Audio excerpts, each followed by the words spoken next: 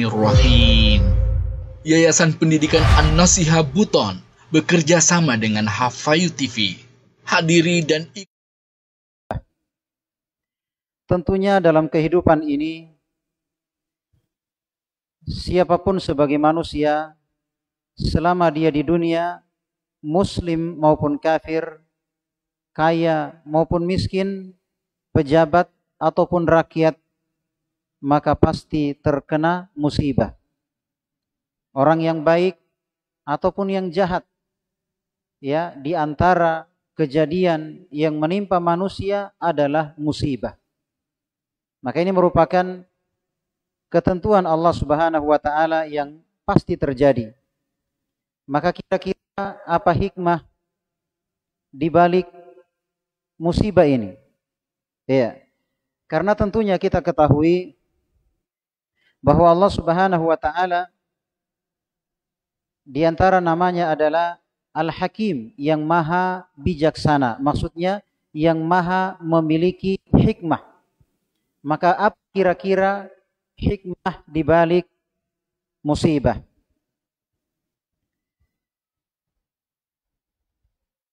Langsung saja, yang pertama adalah tahqiqul ubudiyah. Dengan adanya musibah, itu akan mewujudkan penghambaan. Ya. Dengan adanya musibah, itu akan mewujudkan penghambaan. Misal Allah Subhanahu wa taala berfirman, "Wa minan nasi may ya'budullaha 'ala harf." Di antara manusia ada yang menyembah Allah ala harf. Harf maksudnya dalam keadaan dia tidak kokoh. Dalam keadaan dia tidak kokoh, tidak kuat. Fa in asabahu khairun yatma'anna bih. Kalau dapat kebaikan, dia tenang. Ya. Wa in asabahu fitnah, kalau tertimpa fitnah atau musibah, yang qalaba ala wajhi, balik ke belakang, ragu lagi. Kenapa saya rajin sholat, sakit. Saya rajin masjid, kena musibah. Jadi dia bimbang lagi. Khasirat dunia wal akhirah. Maka orang seperti ini rugi di dunia dan di akhirat. Dzalika huwal khusranul mubin. Itu merupakan kerugian yang nyata. Jadi di antara hikmah dari musibah adalah akan membentuk seseorang untuk menjadi hamba yang kuat. Karena akan terseleksi dengan adanya musibah. Akan terseleksi dengan adanya musibah. Ada yang beribadah coba-coba, ya, ada yang beribadah setengah-setengah. Nah, orang yang seperti ini akan mundur ketika terkena musibah. Yang kedua, musibah adalah sebagai ibtila, i'dadun lil mu'minin litamkin fil ard, yaitu sebagai persiapan bagi orang yang beriman untuk dikuatkan di atas permukaan bumi ini. Maksudnya pembentukan karakter. Ya. Kata Imam Syafi'i rahimahullah, ayyuhuma afdal, as-sabru awil mihna awit tamkin. Mana yang lebih utama, kesabaran atau ujian atau pengokohan? Faqala at-tamkin darajatul anbiya. Kekokohan, ya, kekokohan di atas agama itu derajatnya para nabi. Kokoh di atas agama apapun yang terjadi itu derajatnya para nabi. Nah, wala yakunu tamkin illa ba'dal mihnah.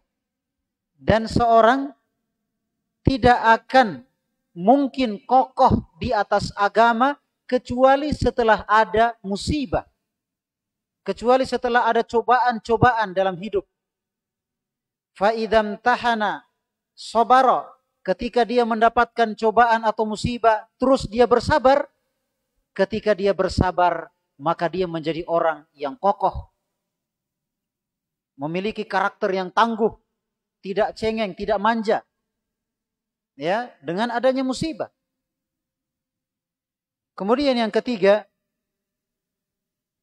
di antara hikmah dari musibah adalah penggugur dosa.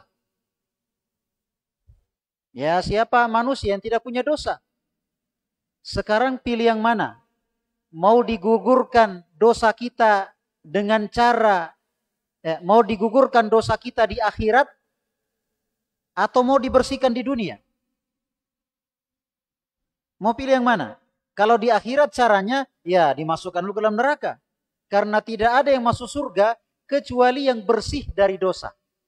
Maka selain dosa syirik, kalau dia punya dosa dan selain syirik, maka di antara prosesnya adalah dimasukkan dulu ke dalam neraka, nanti bersih, baru dimasukkan ke dalam surga. Atau mau dibersihkan di dunia dengan cara dikasih musibah. Kira-kira suka yang mana? Ya, tentunya sebagai orang yang beriman, mending di dunia, ya kan? Bagaimanapun susahnya kan masih bisa istirahat, masih bisa apa begitu kan? Kalaupun adapun di akhirat, ya tentunya siksaan yang sangat berat. Oleh karena itu Nabi Shallallahu Alaihi Wasallam bersabda, "Ma yazalul bala bil mu'min wal mu'minati fi nafsihi waladihi wa malih hatta yalqa Allah wa ma alaihi khati'ah." Senantiasa musibah atau bala menimpa seorang yang beriman, laki-laki maupun perempuan, menimpa pada dirinya, pada anaknya, pada hartanya, sampai dia berjumpa kepada Allah dan dia tidak punya lagi dosa-dosa. Di hadits yang lain Nabi Shallallahu Alaihi Wasallam bersabda, "Idza aradallahu bi 'abdihil khaira ajjala lahu al-'uqubata fid dunya." Kalau Allah inginkan kebaikan pada hamba, maka Allah segerakan pembalasan dosanya di dunia. Dengan dikasih musibah-musibah supaya sebagai penebus dosanya, pembersih dosanya. Wa idza aradallahu bi 'abdihi syarra, kalau Allah inginkan kejelekan pada hamba, amsaka anhu bidzambihi. Allah tahan pembalasan dosanya di dunia. Allah enggak balas di dunia. Allah kasih senang terus, kasih sehat terus, kasih lancar terus, supaya dia merasa bahwa Allah sayang saya, ya. Allah cinta saya, buktinya saya baik-baik saja, iya kan? Nah, dikasih terus supaya dia lalai. Hatta yuwafiya bihi yaumal qiyamah, hingga Allah balas dosanya itu secara sempurna nanti pada hari kiamat. Nah, ini mengerikan. Jadi kalau misalnya kita sehat terus, nggak pernah sakit, nah ini tentunya kita harusnya khawatir. Jangan sampai Allah inginkan saya kejelekan. Enak terus kehidupan dunia, hendaknya kita khawatir. Sekelas para nabi saja, bahkan para nabi itu orang yang paling berat cobaannya. Kata Nabi Shallallahu Alaihi Wasallam, "Asyaddun nasi bala'an al-anbiya, tsummal amsal fal amsal." Manusia yang paling berat cobaannya adalah para nabi, kemudian yang mirip dengan mereka. Iya. Kemudian disebutkan di hadits yang lain, "Ma yusibul mu'min min syaukatin fama fawqaha illa rafa'allahu biha darajah aw hatta anhu biha khati'ah." Tidaklah seorang mukmin tertimpa musibah hingga duri yang menusuknya. Ada duri menusuk kakinya misalnya, atau lebih dari itu, kecuali Allah jadikan itu sebagai sebab diangkat derajatnya di sisi Allah atau sebagai penggugur dosanya. Jadi sampai musibah sekecil tertusuk duri misalnya, maka itu sebagai peninggi derajat dan sebagai penggugur dosa.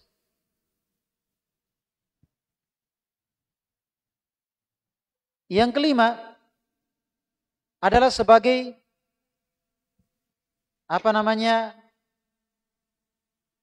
kesempatan untuk menghilangkan al-uyub, ya, aib-aib. Kadang dinasihati enggak mempan, ya, nanti dikasih musibah oleh Allah, maka dia berusaha untuk berubah. Sebelumnya Sudah dinasihati, ditegur, tidak mempan. Nanti dikasih sakit, hampir mati, dia mulai berubah. Ya, dia bersyukur mumpung masih hidup, ya kan? Kemudian yang keenam, di antara hikmah dari musibah adalah merupakan darsun min durusi tauhid wal imani wa tawakkul. Merupakan pelajaran dari pelajaran tauhid, keimanan dan tawakal. Artinya dengan adanya musibah mengajarkan kepada kita harus beriman. Kita beriman, di antaranya beriman terhadap takdir. Kita sudah usaha tapi kena juga musibah. Mau dia apa? Takdir. Ya kan? Kita dengan adanya musibah mengajarkan kepada kita tawakal. Kita sudah berusaha tapi hasilnya Allah yang tentukan. La haula wala quwata illa billah. Ya. Kemudian yang ketujuh,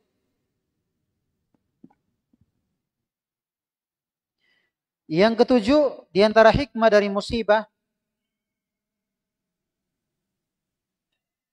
akan menghilangkan sifat ujub, sifat bangga diri.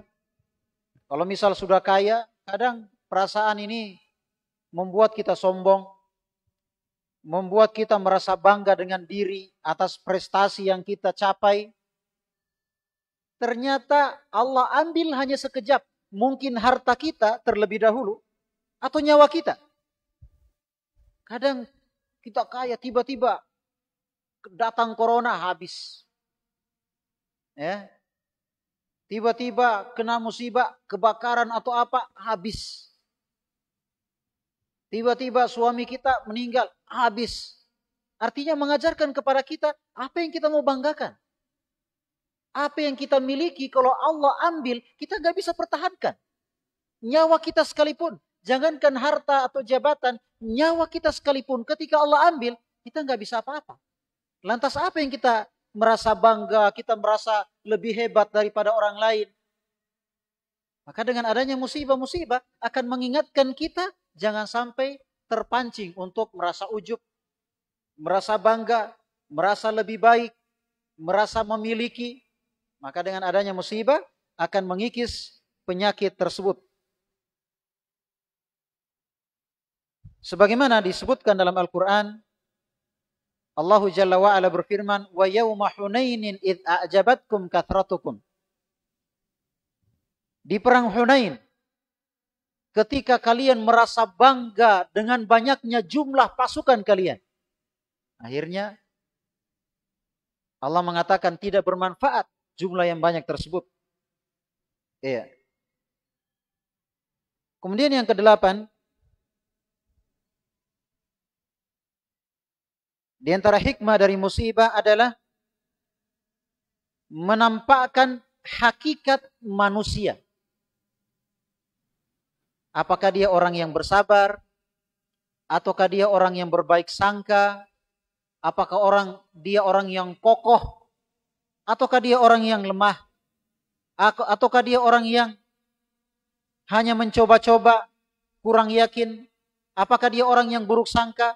Dengan adanya cobaan akan kelihatan keaslian seseorang. Apa yang dia sembunyikan selama ini dalam hatinya, maka dengan adanya musibah akan kelihatan. Iya.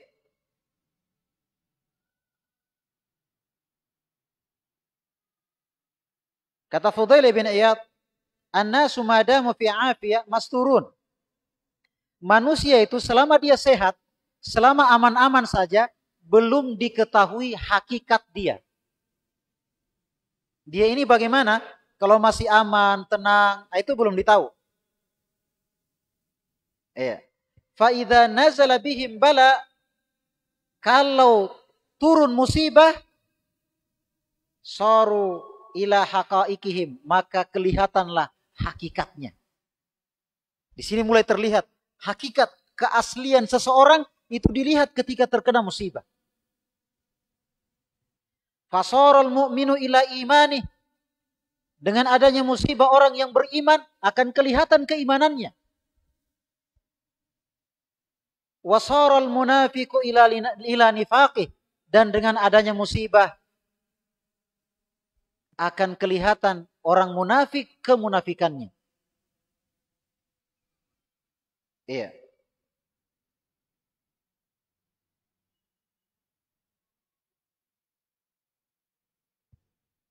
Kemudian yang kesembilan, cobaan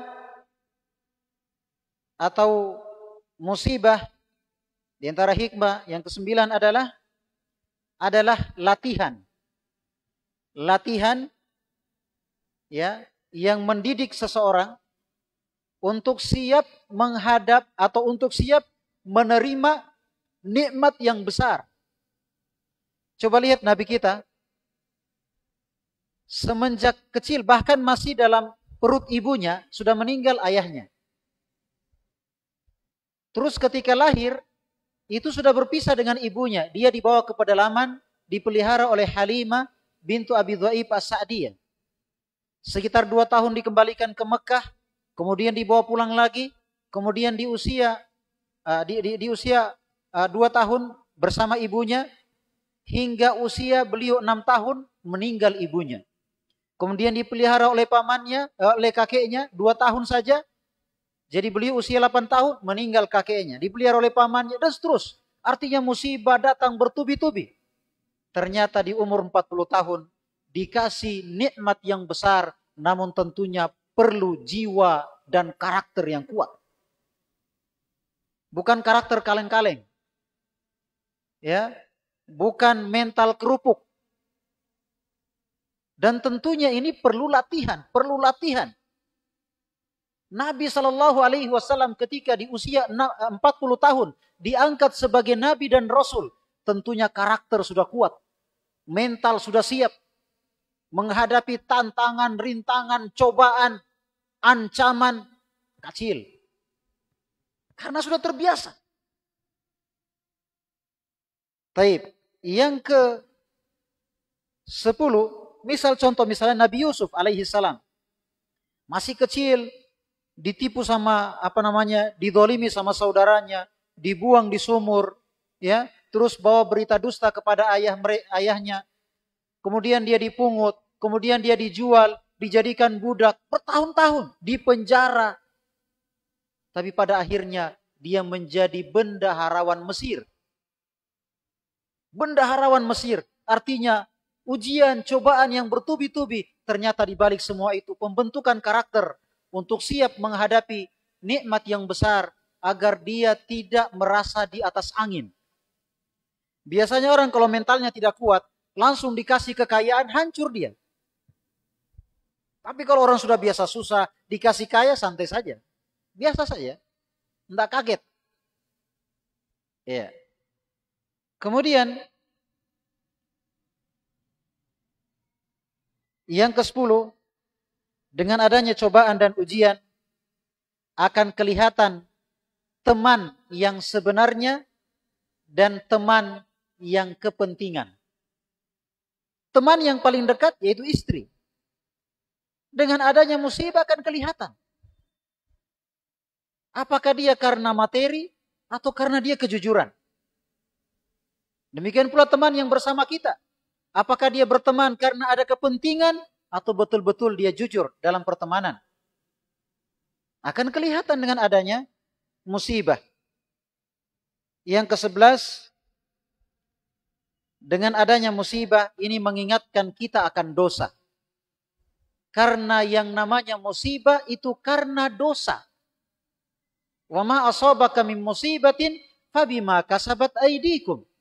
Musibah apa saja yang menimpamu itu karena dosamu. Jadi ketika kita terkena musibah, maka mengingatkan kita akan dosa. Supaya kita beristighfar, supaya kita bertobat. Jangan lalai. Untung Allah masih tegur kita dengan musibah. Kalau sekalian dimatikan bagaimana? Iya. Kemudian yang ke-12, yaitu akan menyingkap hakikat dari dunia. Bahwa dunia ini kehidupan yang menipu. Sehat 10 tahun, 20 tahun. Sakit 1 pekan. Mana yang terasa? Kira-kira sehat 20 tahun terasa enggak? Enggak terasa. Padahal sakitnya 1 pekan. Tapi sehat yang 20 tahun gak terasa. Itulah dunia. Ada sehat, pasti ada sakit. Ada pertemuan, pasti ada perpisahan. Ada kehidupan, pasti ada kematian. Ada manis, pasti ada pahit. Ya, ada nikmat, pasti ada musibah. Jadi mengingatkan akan hakikat dunia. Inilah dunia. Iya. Kemudian yang ke-14, yaitu dengan adanya musibah membuat kita rindu dengan surga. Karena di surga Allahu Akbar.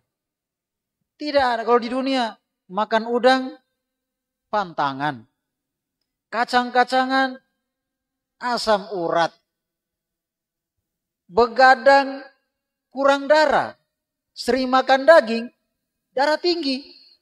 Jadi mengingatkan kita akan surga, artinya kalau begitu saya jadikan hidup saya, semua kegiatan saya selama saya hidup untuk kehidupan yang kekal abadi, kenikmatan yang tidak ada musibah sedikit pun. Iya. Taib, ini mungkin beberapa hal yang bisa kami ingatkan berkaitan dengan hikmah-hikmah di balik musibah. Ya, tentunya perlu kita ketahui bahwa dalam kehidupan ini cuma 4 keadaan. Artinya berputar di atas 4 keadaan, mungkin di atas ketaatan, mungkin di atas maksiat, mungkin mendapatkan nikmat, mungkin mendapatkan musibah. Inilah perputaran hidup manusia. Siapapun, mungkin di atas ketaatan, mungkin di atas maksiat, mungkin di atas nikmat, atau mungkin di atas musibah. Jadi ketika di atas ketaatan, pertahankan dan tingkatkan. Namanya istiqamah. Ketika di atas maksiat, istighfar dan bertobat segera. Ketika di atas nikmat, bersyukur. Ketika di atas musibah, bersabar. Itulah perputaran hidup manusia, maka dia akan selalu bahagia dalam semua keadaan. Saya kira demikian. Selanjutnya kita masuk ke sesi berikutnya, yaitu tanya jawab. Baik, siapa yang ada pertanyaan yang bisa kami jawab, yang tidak bisa tentunya kami tidak jawab. Wallahu ta'ala a'lam.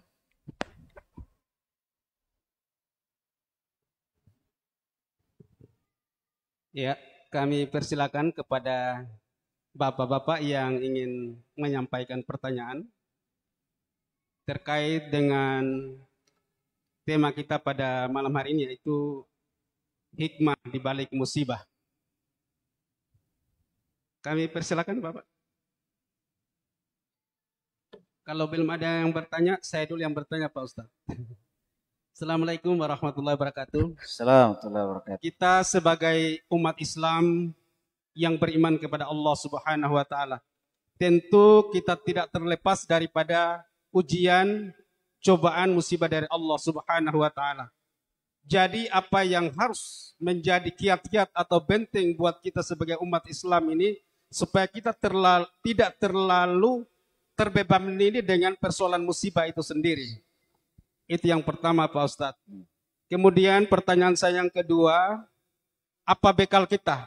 Dan apa hubungan antara dosa dan musibah? Barangkali untuk pertanyaan saya itu dulu Pak Ustadz. Terima kasih.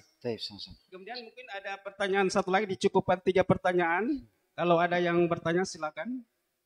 Nanti kemudian Pak Ustadz menjawab 1 kali. 1 pertanyaan dari jamaah kita yang mau bertanya. Oh ya Pak Zailani silakan.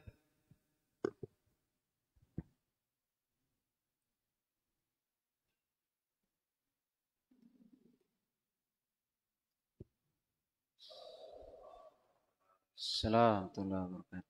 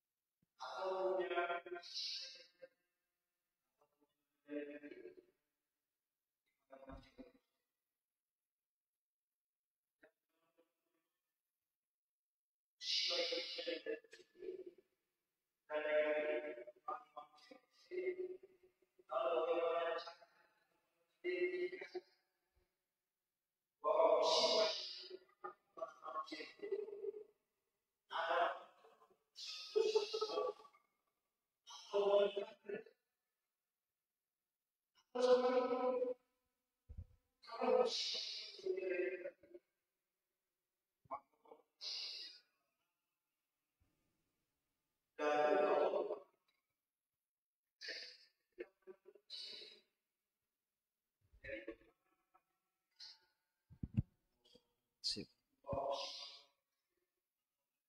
Baik. Baik. Waalaikumsalam. Alhamdulillah, ini pertanyaan-pertanyaan yang bagus. Jadi yang pertama tadi, supaya kita tidak terbebani dengan musibah, kepikiran musibah terus, ya, sampai ada yang karena putus cinta bunuh diri, ya, sampai ada yang masuk rumah sakit jiwa, ya kan, karena terbebani, ya, terbebani dengan musibah, ya. Pertama yang kita harus ingat, ya, kita kan di antara rukun iman namanya al-iman bil qadar, percaya terhadap takdir. Artinya kita harus percaya bahwa 50.000 tahun sebelum diciptakannya langit dan bumi itu sudah ditakdirkan takdirnya makhluk. Kataballahu maqadira al-khalaiq qabla an yakhluqas samawati wal arda bi 50 alfasana. Allah tulis takdir semua makhluk 50.000 tahun sebelum diciptakan langit dan bumi. Jadi kalau kita mau menangis, kita mengeluh, namanya takdir nggak akan berubah. Semua orang akan dimudahkan kepada takdirnya. Tapi jangan beralasan untuk malas dan tidak berusaha dengan takdir. Kan sudah ditakdirkan. Kenapa tidak demikian? Karena tidak ada yang tahu siapa takdirnya. Kalau begitu kita berusaha, kan begitu. Dan semua orang akan dimudahkan kepada takdirnya. Kalau tidak sesuai harapan, takdir, kan begitu. Mau apa? Tidak ada kita ini, tidak ada yang bisa mengintervensi Allah. Ingat, kita ini hamba, kita ini siapapun kita ini hamba. Tidak ada yang bisa mengintervensi Allah. Kok bisa-bisanya itu ya Allah? Nggak ada.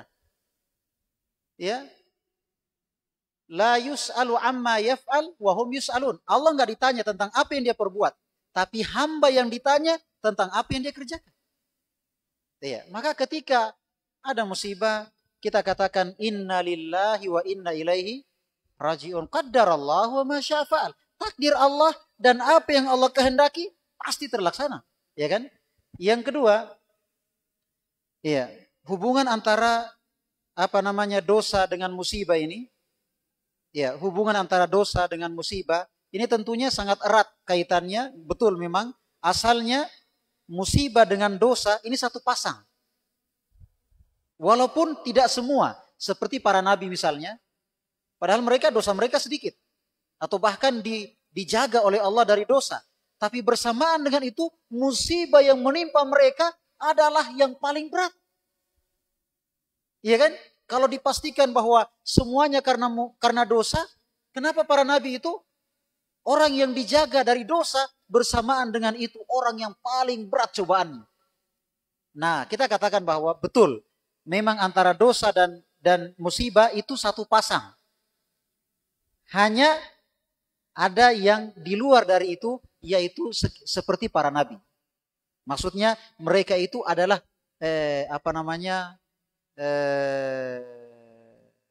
ujian, ya, ujian, cobaan. Adapun kita musibah, ya kan? Musibah. Jadi pada asalnya kita kalau terkena musibah, jangan kita merasa oh ini ujian. Tapi kita merasa oh ini karena dosa-dosa saya. Itu pada asalnya, ya. Pada asalnya. Kemudian yang ketiga, dosa itu kadang bernilai musibah itu bagi seseorang kadang bernilai positif dan kadang bernilai negatif, tergantung bagaimana hamba mensikapi musibah tersebut. Maka musibah itu bisa menjadi awal keberhasilan atau bisa menjadi awal menjadi awal kebinasaan. Paham? Kapan dia menjadi awal keberhasilan? Menjadi awal kesuksesan? Ketika tetap dia tegar. Dia tidak berputus asa. Dia semakin introspeksi, dia mempelajari, memperbaiki, senantiasa yakin, ya. Artinya ketika terkena musibah, dia sabar, maka ini awal keberhasilan. Tapi tatkala terkena musibah, tidak sabar, nah, berkeluh kesah, ragu, lisan caci, maki, pokoknya habis, tangan lempar ini, hantam ini, tendang ini. Ini awal kehancuran. Ini berarti dia bernilai apa? Negatif ini. Kalau yang tadi bernilai apa? Positif. Jadi dia bisa positif, bisa apa? Negatif. Tergantung bagaimana seorang mensikapi musibah tersebut. Kalau dia bersabar, itu awal dari keberhasilan. Tapi kalau dia tidak bersabar, maka itu awal dari kehancuran dan binasa. Baik. Sudah ya? Ya, siapa lagi, Bapak? Oh.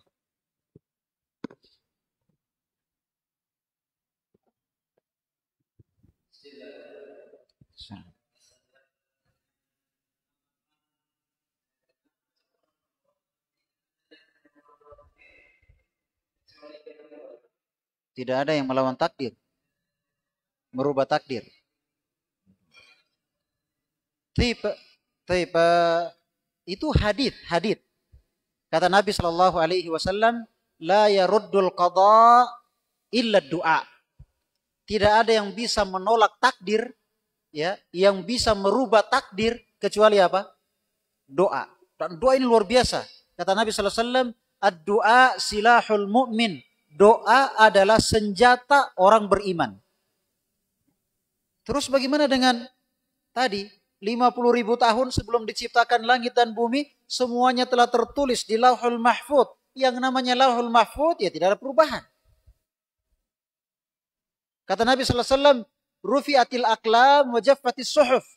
Pena telah terangkat, tinta telah kering. Maksudnya sudah paten, tidak berubah.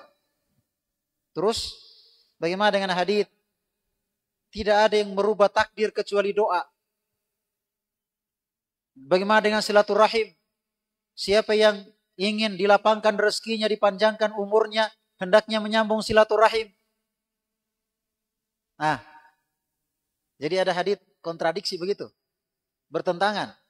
Jawabannya, pertama yang kita ketahui bahwa takdir rahasia Allah. Betul, takdir tidak akan berubah. Hanya saja ada namanya takdir yang tertulis di Lauhul Mahfuz. Ini takdir selamanya, paten. Ada takdir tahunan, Lailatul Qadar. Ya. Ditetapkan Lailatul Qadar khairum min tanazzalul malaikat war ruhu fiha bi idzni rabbihim min kulli amr salamun hiya hatta matla'il fajr. Itu dia dinamakan dia Lailatul Qadar, di antara maknanya adalah Lailatul Qadar, yaitu malam pentakdiran. Malam pentakdiran, artinya pada malam itu ditakdirkan takdir sampai yang tahun depan. Lailatul Qadar tahun depan. Takdir tahunan. Ada juga namanya takdir harian. Misal Allah berfirman, kulla yaumin huwa fi sya'an. Setiap hari Allah sibuk menetapkan ketentuan. Ya. Tapi semua ini yang harian, yang tahunan, ya, semua perubahan itu disebabkan karena silaturahim, disebabkan karena doa, yang harian ataupun yang tahunan, maka semua perubahan itu juga sudah tertulis di Lauhul Mahfuz. Jadi takdirnya seperti ini. Tapi gara-gara dia berdoa, gara-gara dia silaturahim, berubah takdirnya, dan perubahan itu pula sudah tertulis di. Jadi tidak ada masalah. Kenapa? Karena Allah, innallaha bikulli syai'in alim. Allah mengetahui segala sesuatu. Ketika dia tulis takdir, Allah Maha tahu bahwa di tahun sekian dia berdoa. Bahwa di tahun sekian dia silaturahim. Sehingga terkabulkan, sehingga berubah nasibnya, ditulis pula oleh Allah. Jadi tidak ada masalah. Kalau kita kan pengetahuan terbatas. Memutuskan suatu keputusan, oh ternyata dengan kemajuan zaman, kecanggihan teknologi, perubahan, kayaknya perlu diganti. Kalau Allah Maha tahu. Paham sini ya? Jadi tidak ada, betul haditsnya, bahwa tidak ada yang menolak takdir kecuali doa dan hadits-hadits yang lain, tapi perubahan karena doa atau silaturahim itu juga sudah tertulis di Taib. Itu ya. Ditutup. Ya. Saya persilakan Bapak yang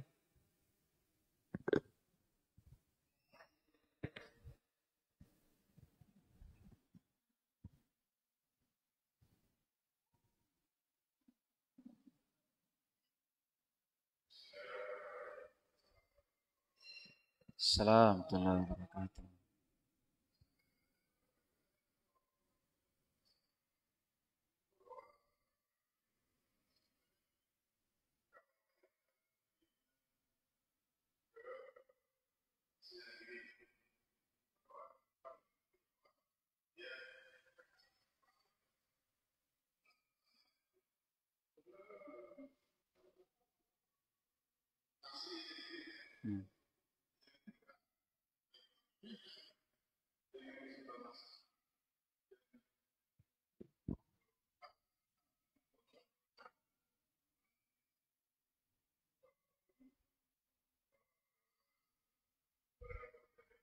Taib.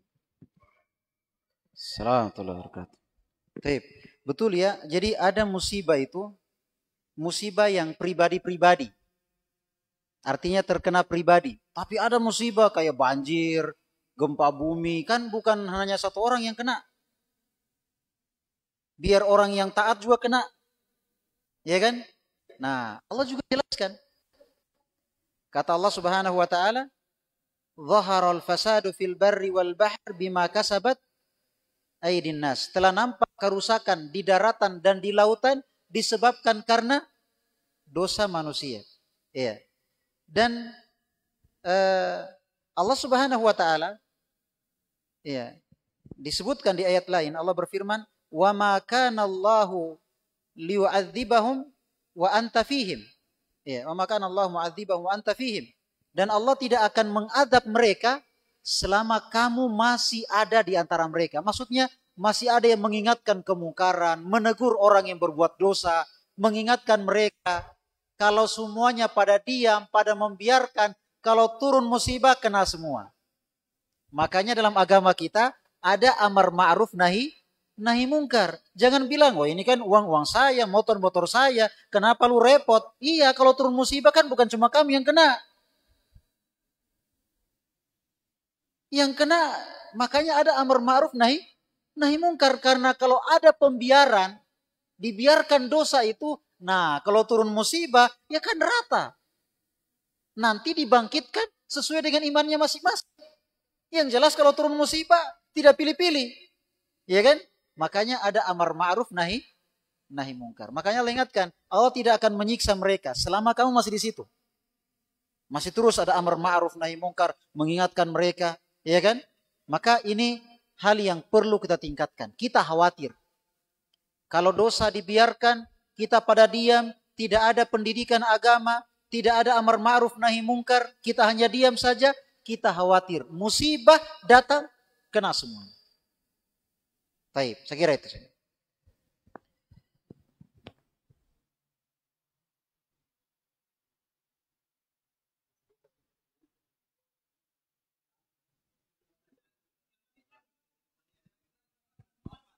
Iya. Ternyata ada Pak, Pak silakan Camat. Pak Camat diantarkan.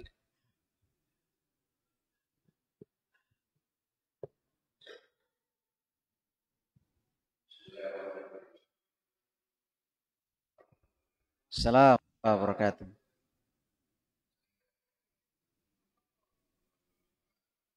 La yukallifullahu nafsan illa wus'aha. Bahwa Allah tidak akan pernah membebani hambanya kecuali menurut kemampuannya.